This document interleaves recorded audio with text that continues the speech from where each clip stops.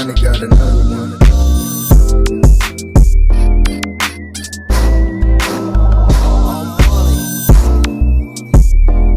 As y'all can see, I'm priming the wood right now for the rest of the projects.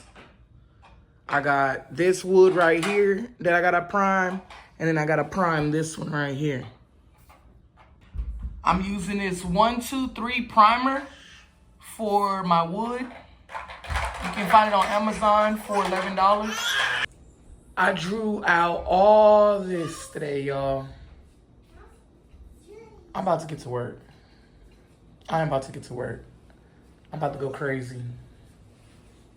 Watch. Okay, this is what I got. I'm telling you. This right here, this set right here, gonna hit hard. Like, it's gonna hit hard. Ooh, I'm getting better and better. Especially using that cutting tool. For sure I need different wood. For sure I need different wood. Look at that one back there. I think the one that's gonna be my favorite is this one, the Scat, and then this one right here, the gun. Oh man. Oh yeah. And the Bandit too. Oh yeah. What's up with it? What's up with it, y'all? Gang, so it's all drawn out and painted on, cleaned off. Now I'm about to start putting the epoxy on.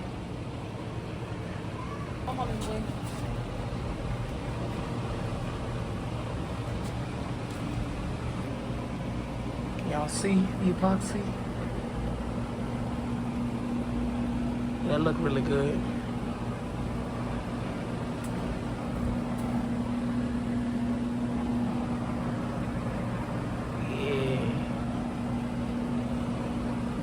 Good morning, guys. Today's another day.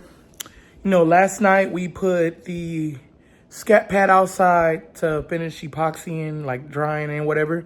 So in the middle of the night, I did check on it and it was doing just fine. I had to add more epoxy because it was like bubbling up kind of bad. So I'm getting the hang of the epoxy. I thought if you use like lesser epoxy or something, that you can like saber the epoxy, because like it's kind of expensive, especially depending on what type of art you're doing. And I remember, y'all, like this is a learning curve.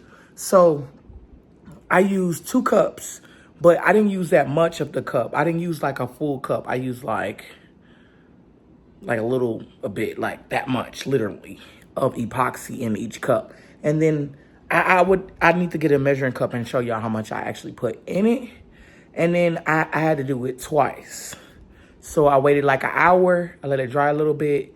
And then I saw that the edges was like rolling into the car and not actually going over the car, which I need to get a matte, epoxy mat, because my porch is starting to be covered in epoxy. And then I'm gonna just show y'all what the results is after leaving it outside. And I found the epoxy cup. So this is the epoxy cup and the measurements on it. I don't know if y'all can see it, but I put about 3.0, which is like right here.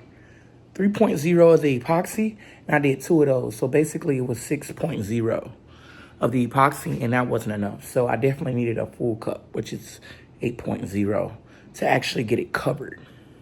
So let's go outside and see what that is like. I don't know if y'all can see it, but like, y'all see those bubbles? That's what I was trying to prevent last night. But all in all, the car looks really good. Like I said, it is a learning curve. And if these don't sell, that's fine. I'm cool with putting them on my wall. But, is that a bug on the windshield? Yo, that's a bug right there. Oh, it's epoxied in. Can y'all see that? That bug? I'm weak. Look, it's another one. Right here, it's like a mosquito. Wow. Okay, that's another reason why you shouldn't leave it outside. Mosquitoes will get into it. That's crazy.